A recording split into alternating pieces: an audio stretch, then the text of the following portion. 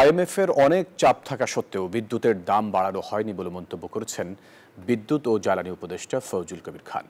শনিবার বিজিএমইএ ভবনে শিল্প খাতে সোলার এনার্জির গুরুত্ব নিয়ে আয়োজিত এক সেমিনারে তিনি কথা বলেন। তিনি আরও বলেন, সবকিছু আগের মতো অস্বাভাবিক নিয়মে চলবে, এর জন্য জুলাই বিপ্লব হয়নি।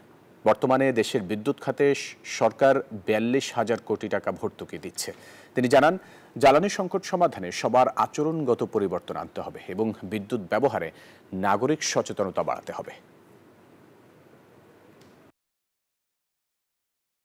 আমরা বিজনেস অ্যাজ ইউজুয়াল আগের মতো যেভাবে চলেছি সেভাবে চলার জন্যই কিন্তু জুলাই বিপ্লব হয় না, সেজন্য চলার জন্য অগস্টের বিপ্লব হয়।